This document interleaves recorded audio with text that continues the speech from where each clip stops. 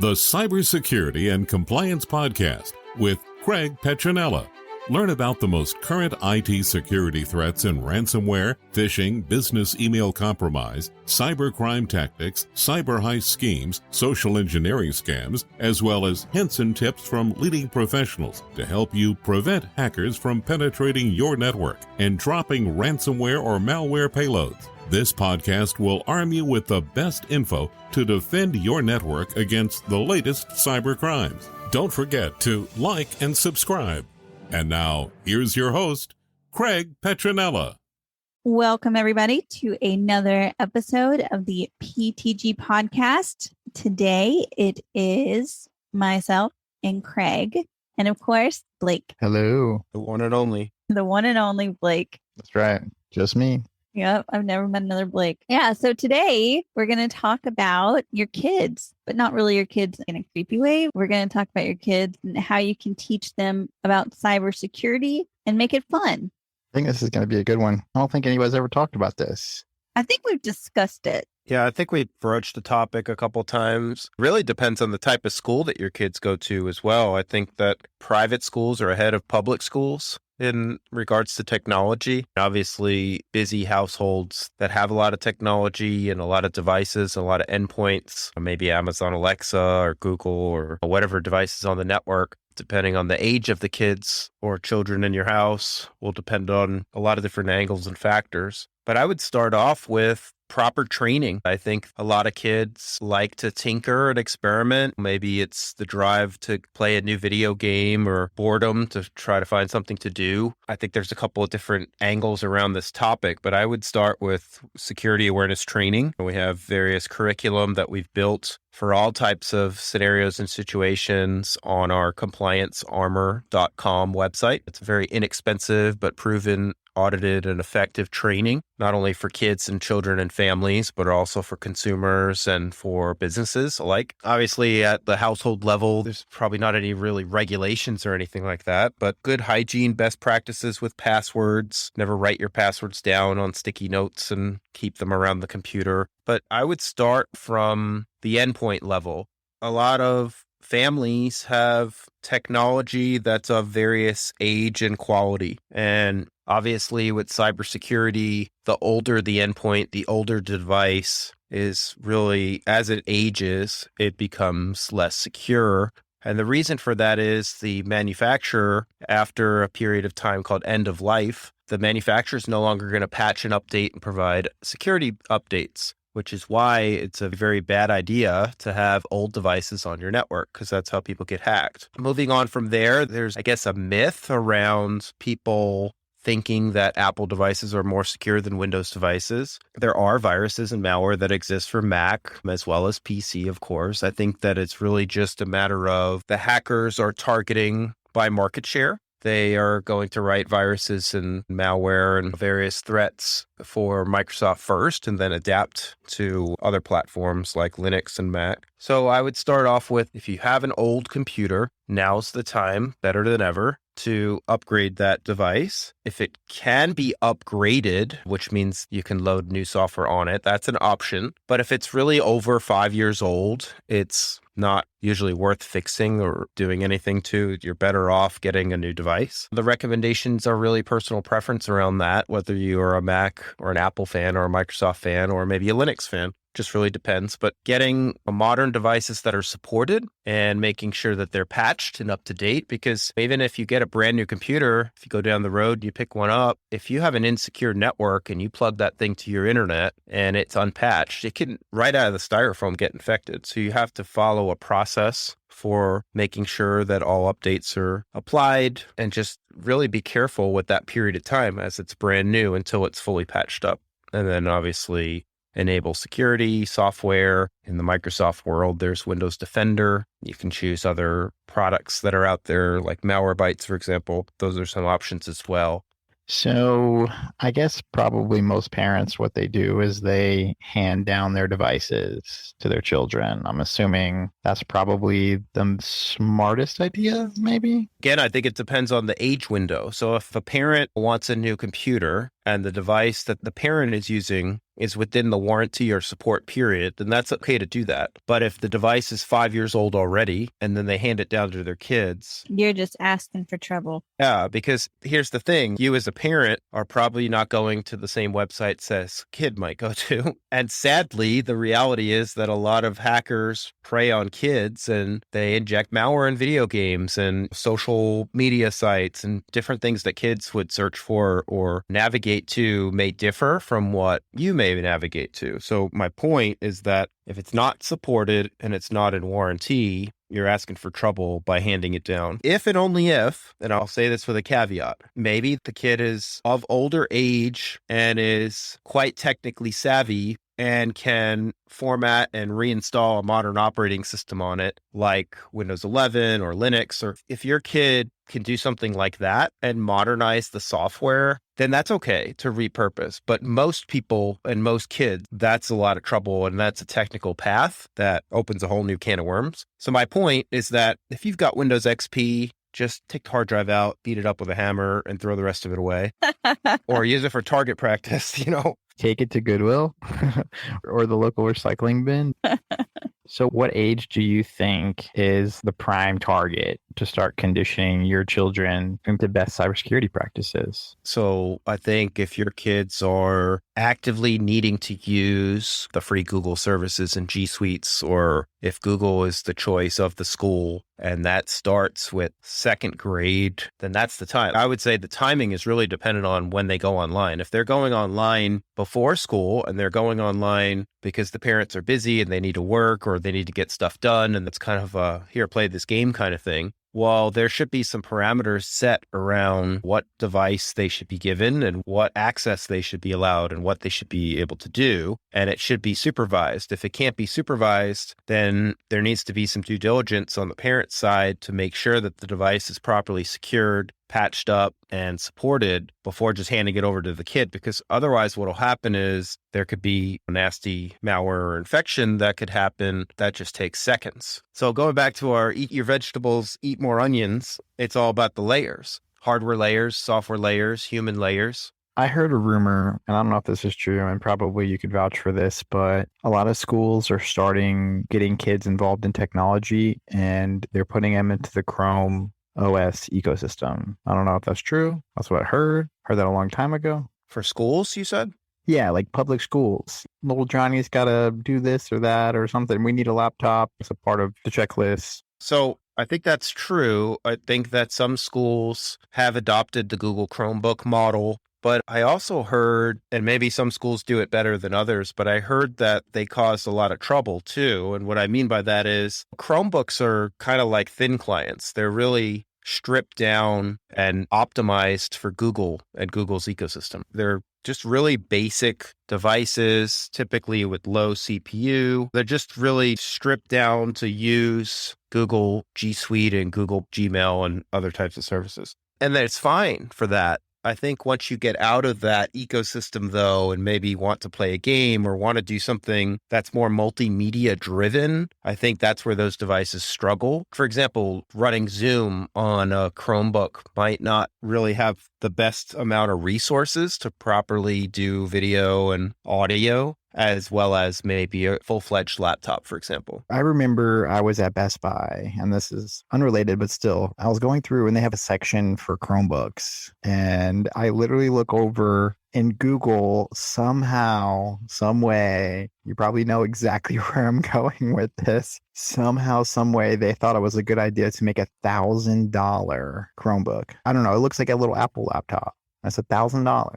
But the reason why I'm just balking here is Chrome OS is a super light operating system. Like you said, it's like a thin client. It takes nothing to run. Most of the Chromebooks, they have 4 gigs of RAM or gigs of solid state or EMC or whatever. It's optimized for an always online connected experience. So if you use it within the brackets or parameters of what it was designed to do, then it works great. But once you try to go outside of that, where you're stuck in an airport or you're stuck in a remote location and you don't have stable internet, then that device is no longer a great tool. you don't have the ability, or it's not very easy. There are some features that allow you to work offline, but my point is that it's optimized for an always connected, always online internet experience. Like with thin clients are great devices for businesses. They have usually nowadays a solid state hard drive. They have minimal CPU and RAM. They're really built for the long haul. They don't have a lot of moving parts. Some of them don't have any moving parts, so they're solid state. The whole thing is solid state. Oftentimes they're fanless. So really not much to fail or die on it. So when you connect a thin client properly to a private cloud or a public cloud, for example, a terminal server, remote desktop services, or virtual desktop infrastructure powered by VMware or Citrix, if you connect to those cloud properties, you're getting all of the compute power from the cloud. Again, it's relying upon an always on line connected experience. By itself, it's pretty bare bones and minimal. It can't really do much. But when you connect it to the cloud, it opens the door and makes it a great tool for certain situations. So I think that's what was trying to be done with the Chromebook experience with Google. Google was like, okay, we'll give our online tools and our online experience, Gmail, G Suites, collaboration around editing documents at the same time, all the great stuff that Google has produced in that fashion. But once you step out of that box and now you want to load some other kind of software, or you want to do more audiovisual work, now that device or that tool may not be the best tool for the job. It depends on a deep study and assessment on what are you using the tool for and what's the best tool for the job. Yeah, I think probably the coolest part, again, this isn't a Chromebook plug, but this is a good segue point. It does have the built-in parental controls, which is probably advantageous to most parents. And I think that's probably easier to set up, but it probably has its advantages internally versus, let's just say you have a child and they're running Windows 10, 11, Mac, I think, out of the box. So what would be an alternative there for parents who want to monitor their kids' online activity?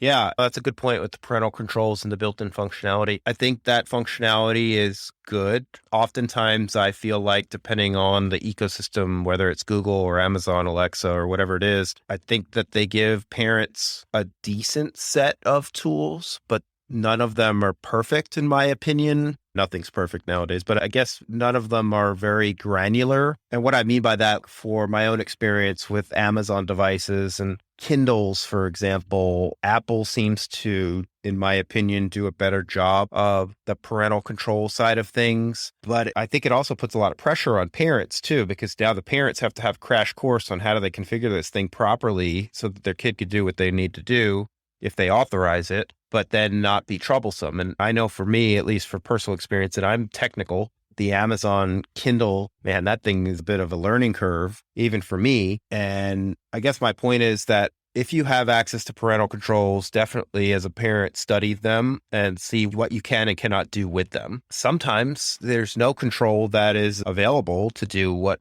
the child needs to do. So you have to use your profile and then you have to be available to revoke it. I know with my family, I've had to change my PIN numbers and have different things in place to prevent accidental purchases, or maybe they said it was an accident, but there wasn't, but that's a whole other story, to buy a different video game or whatever it is, or an add-on to a video game. My point is that as parents, we have to research and explore the tools that are available to us, like parental control, for example, but also make sure that the device is the best suited for what you want your child to have access to as well. I know, for example, I don't know if you guys know this, but there was an issue with YouTube, Google and YouTube, where YouTube wasn't properly segmenting certain content for kids, and kids were getting access to content that was really bad. Do you guys remember any of this?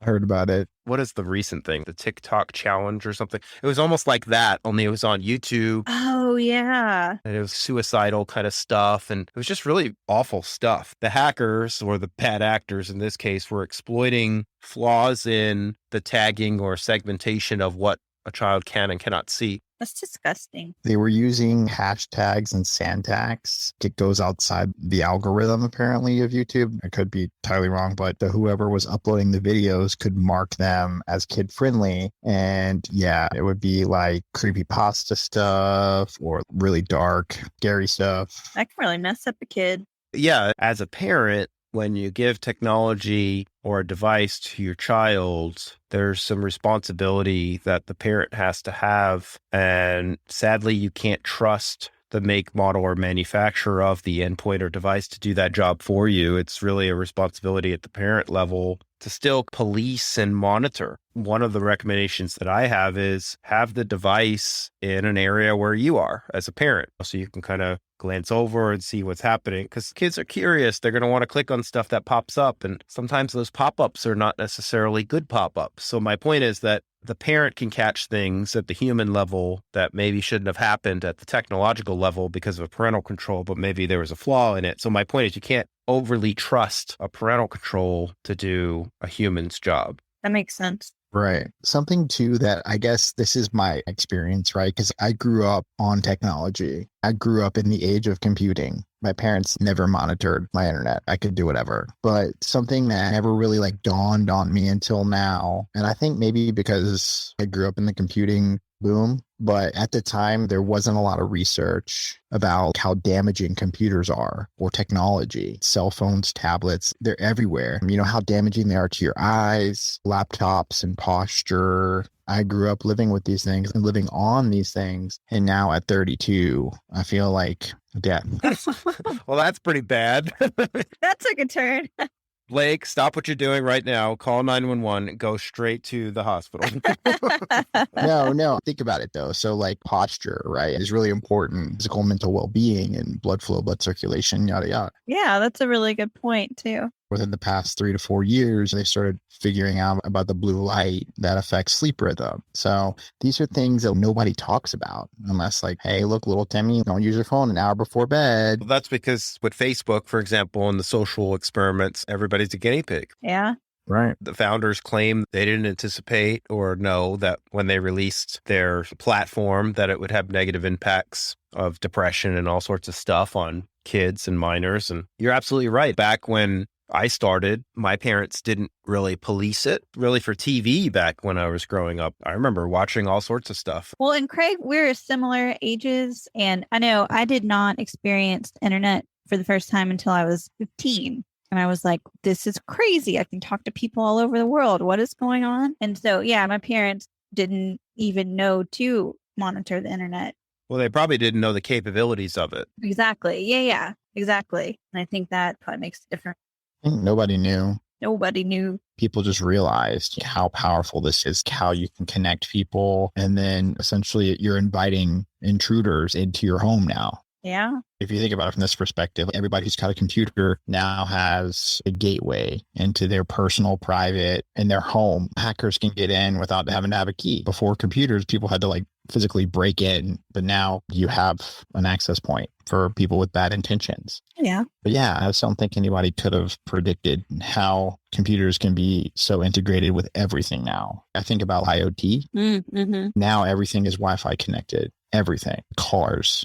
Right. Cars have Wi-Fi hotspots. There's a bunch of other stupid things that have Wi-Fi hotspots, but you know what I mean? Yeah, I think that's a good point. When I was growing up, when I first was tinkering with, at that time, bulletin board systems or BBSs, it was all modem driven, right? So it was a one-on-one handshake connection. Now we're in seconds connected to the World Wide Web. And the reality is in seconds, you can connect to anything in the world that's connected to the same internet you are. And I don't think a lot of people stop and think about that for a minute, of how easy it is for somebody hidden in the world that wants to do bad things that can be anonymous and unidentified connect to your system. Everything that you own, everything of importance is on your computer. What do you think is worse? Getting your wallet stolen or getting your computer stolen? I think computer, not because of the cost, but because of the sensitivity, the information. If you get your credit card, driver's license, whatever stolen, you can just cancel it and you can go get another driver's license. But if your computer gets stolen and you've got thousands of files or terabytes or gigs or whatever you got on there, your work stuff, your personal stuff, scans, maybe you've got scans for jobs or scans of your birth certificate, or it's all there. That's right. Everything's digital. So yeah, just my 2 cents, but it is scary to think about. It is. Absolutely. Tell us about your growing up in computing, Erin. Oh, me? I remember the first time I ever used the internet. I'd used a computer, right? I actually, in middle school, I'm such a nerd. I used to love Where in the World is Carmen Sandiego. I lived out in the country. I played that. Oh yeah, it's awesome. I couldn't necessarily just go out and play, so I would play on the computer. But I wasn't like Craig, and I would love to hear Craig talk about that a little bit more, but I wasn't like Craig, like I didn't take anything apart. I was really into books. I did enjoy some games. Obviously, I also played the original Oregon Trail, so that was fun. We took computer classes. And I remember I took a typing class in high school, which I'm so thankful because my boyfriend, love him to death. He's a pecker. He pecks. And I just can't imagine working like that. It's so funny because I remember my growing up in computing experience. Obviously, I grew up in a pretty connected family. My mom had a little VHS camcorder that we used to do home movies on, like Christmas and Thanksgiving and yada, yada. I was skateboarding, so I used that camera to film skateboard videos, and then something got damaged or something got stuck in there. So I took it apart. My mom opened the door and saw the camera and like, oh, little Blake. yeah, hundreds of parts or however many parts just scattered. I literally would put them in little segments and lay them out into kind of like a little mini diagram. Across my floor, so there's no place that you could walk on the floor without stepping on camera parts. I think it was my mom. I was kind of using everybody else's computer. You started off with a family computer. Nobody had personal computers. No, yeah. And me and my brother would argue about whose time it was to like get on the computer. Yes. And my mom had a computer, and my mom would sell stuff on eBay. She was huge on eBay. So she literally had this computer for just eBay, just eBaying stuff. My mom was an epic eBayer. And yeah, then of course, everything kind of went digital, and I started editing my skate videos on her computer. I took a part-time job, saved as much money as I could. I got my first computer, and it was an Apple iBook G3. Okay. Which at the time was $500 or $600, like an insane amount of money to me. Yeah, it's a big purchase. Yeah, no, I worked 3 summers to get it. And then, yeah, I've been rocking it ever since. Nice. Yeah, so Craig, you used to take apart computers, right? So when you were talking about what to do with old computers, I just got a flash in my head of little tiny Craig with his mom's old computer just sitting around the living room in the 80s taking it apart. Yeah, so actually, it's a funny story. So my sister was going to college, and she gets this brand new Dell computer. And I think at the time it was like $3,800 or $4,000. So she financed it. So it was super expensive. Wow. Oh my God. And I get a hold of it, and I take the damn thing apart. Oh, God. Good. So I have it all apart all over the floor. And my sister's like, I am going to kill you. I'm surprised she said she was going to kill you and just... I know, and then just do it. I said, it only kills back together and it doesn't work.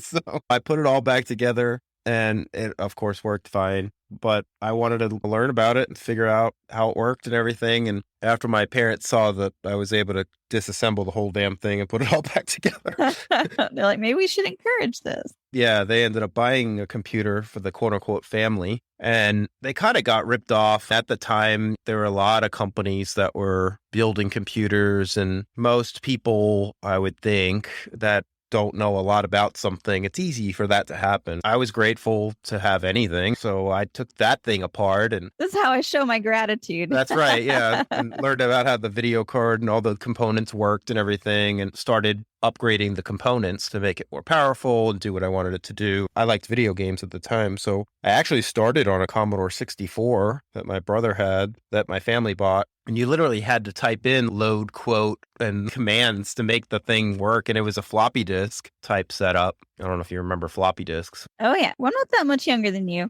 I do too. Yeah, so they were 5.25-inch floppy disks. And yeah, if you didn't type the command the right way, it didn't load. And at that time, there was just so many things that could go wrong. It was really rare, actually, for something not to go wrong and for things to just work. So this was like right around the time when Nintendo and Atari were popular. And honestly, the edges of those console systems were really, it just works. You get the cartridge, you plug it in, and you turn it on and it works. At least most of the time, or more often than the computers. But the computer games at the time were different, and they were more robust, and they were more in depth than the cartridge systems, which is why I like them better. That was my experience taking things apart and putting things back together. And then shortly after my parents got that computer for me and I started upgrading components, that's when I was like, okay, I know how to play pretty much most video games, but how do I take this to the next level? And that's when I started learning about how to connect my computer through a modem. And it was literally reliving the movie War Games. I don't know if you ever saw War Games, the movie, but it's a great movie. So I learned how to use modem, and I learned how to install the modem to my computer and connect the modem to my dad's fax line at the time, and literally took over his fax line. And I remember many times he would be like, what the hell? Why is this thing busy all the time? I can't even send a damn fax. I don't know, Dad. Sorry, I'm just waiting for something to finish. You can't disrupt it yet. And I was waiting at the time. Everything was all about what's called parity, little pieces to build up one thing. So what I mean by that is the modems were slow. Even the fastest ones at that time, they were slow. So you had to break up games that were large into small pieces. And sometimes those pieces might be 20 files to build up that one game. And you would send the files. At the time, the size of a floppy disk was 720 kilobytes. And then high density is 1.44 megabytes. So sometimes the video game might be 15 or 20 megabytes. So you'd have to break it up accordingly. So anyway, it would take a really long time to transmit over a modem connection. So that's why the line was busy all the time. So I would literally run this. I started a BBS and I learned how to customize it and get it online and gave it a name, started marketing it and got people to trade games. And yeah, it was just a whole hidden underground world that your average person had no clue that it even existed. It was like the cool factor for that time period. Yeah, because you're talking about the 80s, right? Late 80s, early 90s. I was 15 the first time that I ever saw the internet, and I was just absolutely flabbergasted. But here's Craig over here. He's like, it's old news. So what was cool was after I built and we're going off on a big tangent, but after I built the computer and started the BBS and things like that, beta testers would send me like in beta format. Oh. And I started evaluating games before they even hit the shelf. I would literally have games 3 to 6 months before the public had them. At the time, it was like Electronics Boutique, and I would go through Electronics Boutique. Games were expensive still. It was like $60 still for a game on a computer, $50, $60. And I would literally go down the wall and I would have most of the games that were there. I would have had them for months. Pretty awesome. Anyway, reeling back in, my parents had no idea about any of this stuff. So it goes back to watching your kids or whatever. And not necessarily that it was a bad thing. It was a priceless experience to go through. And I certainly encourage it for children now. It just needs to be supervised. Yeah. Because now Times have changed. Yeah, there's just a lot of different risks that didn't exist back then. So it's just a different period of time. So my point is that, well, they have even cool stuff now, though. If you're a technical parent, you can get a Raspberry Pi device and you can do experiments and you can get a book and do labs and different kind of exercises with your child or children if they like that tinkering kind of stuff. So there's all different stuff that didn't exist that help create that safe environment to do so. But my point is now, if you unpolice a device and you just leave it, there's just a lot of risks now. You really need to have training, just really a process that's best for your family on how to make sure that you're being safe online. One of the things that a lot of people don't know about, which would probably benefit a lot of our listeners, is when you go to the internet, you're oftentimes leveraging a service called DNS or domain name system. Most people are not going to remember the IP address to Google. You're going to type in Google and you're going to get there because your computer is going to use DNS to translate it into the IP address. And that's how humans surf the internet. Well, if you just change your router's DNS settings to quad 9, which is really 9.9, and I know that's technical and it sounds super complicated, but it's really not that bad. If you go into your router settings and you change the DNS address to 4 nines, 9.9.9.9, you immediately protect yourself and your kids because all of your traffic is now routed through Quad 9's network. And Quad 9, if you just Google search Quad 9, I think it's just Quad, type it out, QUAD space 9. If you go there, you'll see that they do a lot of filtering at the DNS level, and it's all for free. So quad9.net is actually the website. So it's a public and free DNS service, and it has security baked in it. It immediately protects you from malware and a lot of threats and things like that. Right now, I'm on their website, and it says 100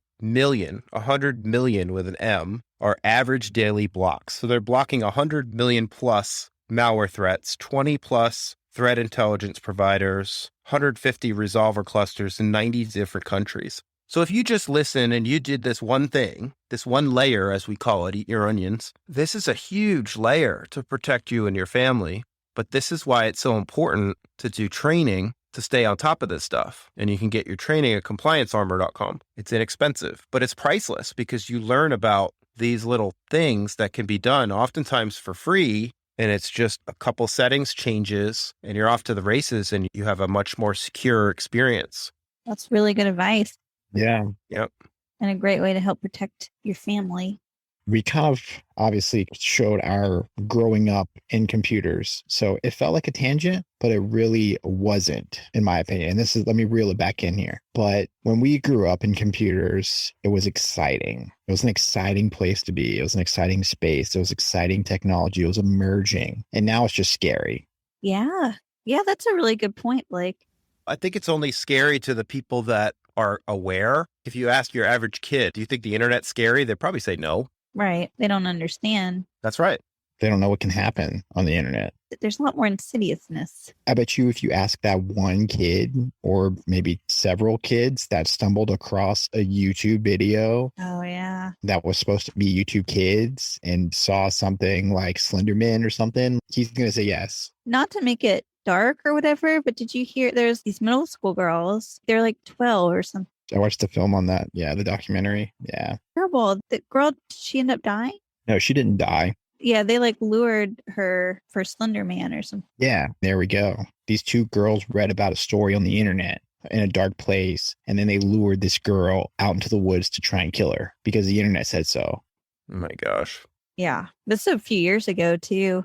6 or 7 years ago. It's just sad. That stuff is just sickening.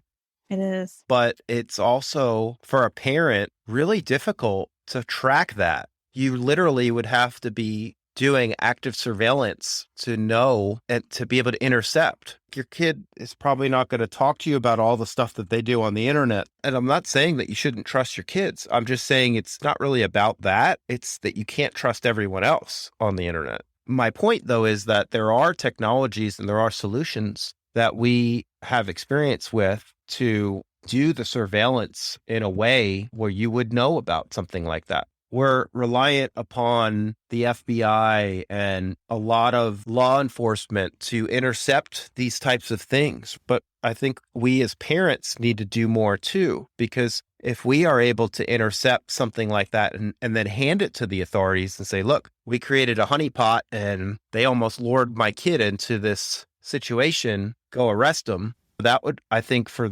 society be a good thing. Yeah. Yeah. I think most people wouldn't even know where to start with something like that. I wouldn't. I wouldn't either. My point is that there are things like keyloggers that obviously a lot of hackers like keyloggers, but keyloggers can be a good tool to use because now you can track your child's text messages and things like that. You could consider getting a hardened device instead of giving your kid an iPhone. They have new devices now where they're locked down, where they're not allowed to call anybody unless the parent puts the phone number in there and authorizes it. So there's all these different things that you can do as a parent to help with this situation. I think about it sometimes, just how grateful I am. I think MySpace came out when I was in my mid-20s, right? So cell phones with cameras didn't come out until around that time too. I remember I was living in the Virgin Islands at the time. This is so cool. But just imagining the pressure that kids must feel with social media and everything being able to be recorded. And oh man, I'm so glad I missed that. I don't have kids, but I do have nieces and nephews, and just thinking about ways to keep them safe. It's a lot for parents.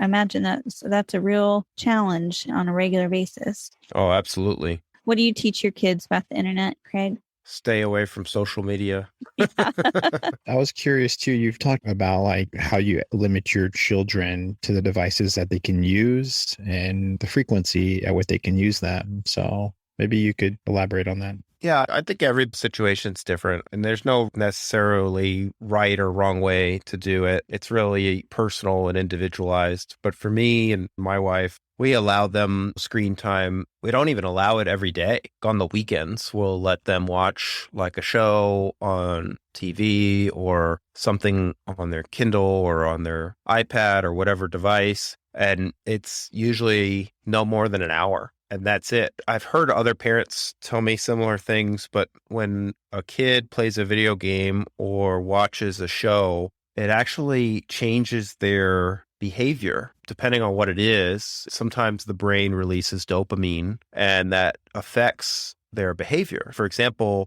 if I give my son 30 minutes or an hour to play a video game, first of all, he doesn't want to stop. So if I ask him, okay, your time's up. No, just 2 more minutes, just 2 more minutes. He doesn't want to stop. But it's almost like an addiction. Mm-hmm. And then it's withdrawal because he doesn't want to stop. And then he becomes angry and his behavior is not good. Sometimes he's angry because he has to get off. So my point is that we limit the amount of time. Now, if we're doing like a road trip or something, we'll give them their Kindles or whatever, and they can use them in the car. And that'll be their maximum screen time. We're all together in the car kind of thing. But they don't come home and play video games. We encourage them to go outside. We encourage them to play with their friends. We encourage them to go in the pool or whatever. There's different things that they could be doing aside from sticking their face in front of a game. It's not that we're anti-technology, obviously, or anti-video games. Obviously. But it really does change their behavior. They have friends that literally will just stay inside and play video games. And we would just prefer them to be playing with friends outside. Even when I was growing up and I took stuff apart and things like that, I would still go outside. I wouldn't be locked in a cave. I would like to go outside and play with my friends and play basketball or baseball, whatever it is. So my point is, I think the best advice I could say is try to make it as balanced as possible. And I know that with some parents that are working or working from home or maybe single parents, they kind of use the technology a bit like a babysitter. And I'm not saying that's necessarily wrong. It's just that if you can balance it, and I think the end result would be better than with it unbalanced. Yeah, that makes sense. Yeah, no, that's clear. And then one thing too is teach your children about safety, obviously physical safety. I feel like the Hunchback of Notre Dame now. Oh, yeah. Something, take it from me. Teach your kid about, my parents say, hey, don't sit too close to the TV. They used to say that, but I still did it anyways. It never stopped me from doing it. And now I wear glasses. Or I've been working from my computer, a laptop. And I was like, oh, it's a laptop. It's meant to be in my lap, or it's meant to be on a little table. And I'd be bending over, working from a laptop. Probably within 5 years, I'll probably have carpal tunnel, or maybe have to at least have surgery for it. Yeah, I think if I could leave our listeners with something, teach your children about posture and the negative effects that these devices have. We don't even know yet. We don't even know. We really don't know. The long-term effects that it could have. You're putting radio waves. If you're talking on a cell phone, you're putting radio waves to your brain. It's all about balancing too, right? For sure. It's hard to say if that really caused you to have to get glasses, but obviously that might not be in anyone's best interest to stare at a computer for 8 hours straight. It might be a good idea to look away. What is that thing that you said before? 20. Yeah. Every 20 minutes, look 20 feet for 20 seconds. Eye doctor taught me that. I don't think I even do that consistently, but it's all about creating good habits. Yeah. Or obviously not using your computer in dark. That's another one. I went to the doctor today, the neurologist, and was like, dude, how old are you? You've got all the symptoms of 9 to 5 are on the computer. And yeah, that's how I make a living. And that's how I provide for my family and provide for my dogs and whatever. But anyways, you should never be using a laptop in your lap. That's the reason why they make the stands. So you're supposed to elevate your screen to your face level, to eye level, and not be looking down at it. Oh, man. So yeah, I went on like an epic adventure here in Tbilisi trying to find a laptop holder. And now I got one. And now I'm starting to get into the phase where like I order 144-degree ergonomical keyboards. They're tilted in 144 degrees. So that way it doesn't strain, because the straight keyboards is not good. And then they've got the ergonomical mouses where your hand is sideways. So it's like you're holding a cup or something instead of the flat mouses. Whoever designed these, they didn't consider those things the prolonged use, right, of a computer. And of course, I've got a blue light blocker, screen protector. I got one on my phone now. So starting to get there. Well, good. Back when I was growing up, it was CRT, cathode ray tubes, right? Big kind of boxy monitors, and it was radiation. They literally would give off radiation. You had to try to pick a model that didn't give off too much radiation. But again, it's all about how much time you spend in front of it. And I don't think anybody does it perfectly. My point is that, like you pointed out, Blake, you don't want to have a laptop in your lap for a long period of time. Does it mean that you can never use it on your lap? No, it's just, it's not ideal for a health situation. You have a warm to sometimes hot laptop device on that's really close to your skin and your body. You can get burned if something happens with the battery, which is most likely lithium ion. It could catch fire, and there's all sorts of Google stories online with malfunctions of people getting burned and things like that. So same thing with your cell phone. You don't want to keep your cell phone in your pocket for long periods of time. If it overheats or whatever, the cell phone could explode and cause you physical harm. So it's all these different things that can happen. I think as far as our podcast for today, I think that if people could make sure to take the training, have your kids take the training, it's not a lot of time. We're talking about maybe 2 hours of your time to get really good training at compliancearmor.com and go through the testing. And then you get micro trainings every week and every month to keep you up to date. And you and your children should go through it. That's essential nowadays. Aside from that, patches, update your systems, make sure you're not wasting time on old, outdated systems. Don't give your kids old computers unless they want to take it apart.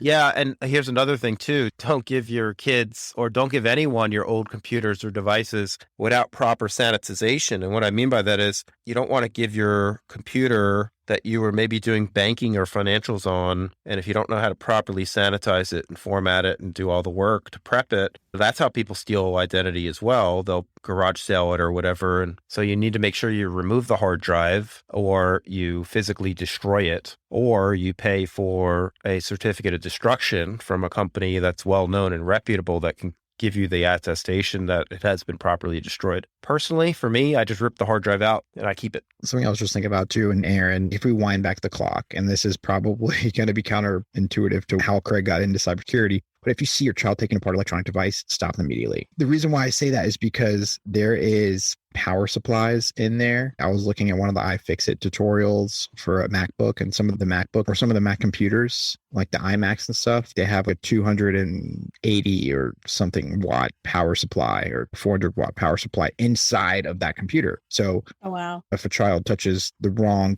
area, hey, you're going to go to Light City. Yeah. Obviously, we got lucky we're here, right? But just a disclaimer. So if you see your child taking it apart an electronic device, not a good idea. Not necessarily a bad idea. It just needs to be supervised. Make sure it's turned off.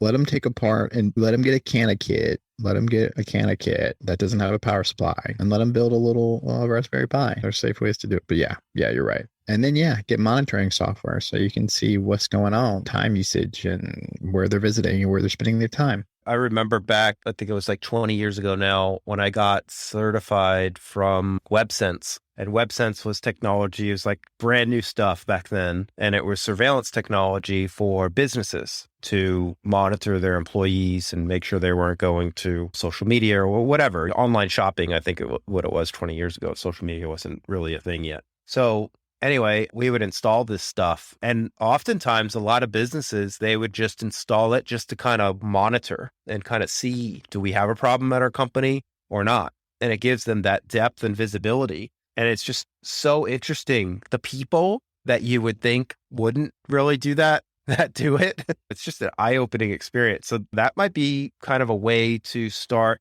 with children. Like I said, it's not that you don't trust them. It's just that you want to protect them and keep them safe, because the deck is pretty stacked for things that are bad to happen and how easy it is for something bad to happen. Yeah.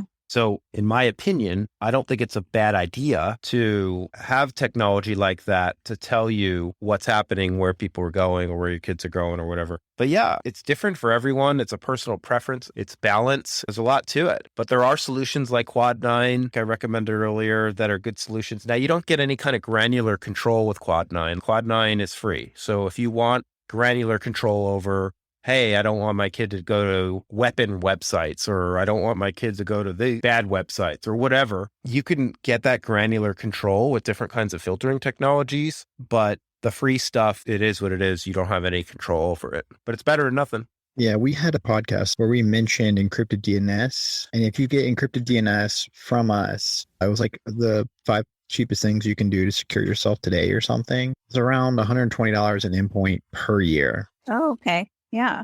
Yeah, it's very inexpensive. And you can go to compliancearmor.com and choose how many endpoints you got. Boom. Boom. $120 a year. It's less than your coffee. Yeah, that's true. Great place to start. Cheaper than your tea. Yes. Right. Turkish tea. All right, guys. We've done our hour here, paid our dues for the day. Yeah, that was good. And I think really informative. And I think that could be really helpful for people and help to secure the younger generation. It's always a good thing. We just touched on the onion layers, but there's many more layers that could be done. These are just kind of easy tips, some of them free, that you could implement right away. But yeah, be sure to reach out to us and we can give you a more customized approach. Yeah, if you have any questions, hit us up. You can also email us. We do have a podcast at petronellatech.com email now too, so feel free to use that. If you have any questions, or give us a call, and we'll be happy to help you out. We're here. We're all here because we're not all there. Yeah, that's right. All right, have a good one, guys. All right, everybody. All right, take care. Thanks for listening to the Cybersecurity and Compliance Podcast with Craig Petronella. For other episodes and more information, visit petronellatech.com. Also visit our other websites, compliancearmor.com and blockchainsecurity.com. Don't forget to like and subscribe. Thanks for listening, and stay secure.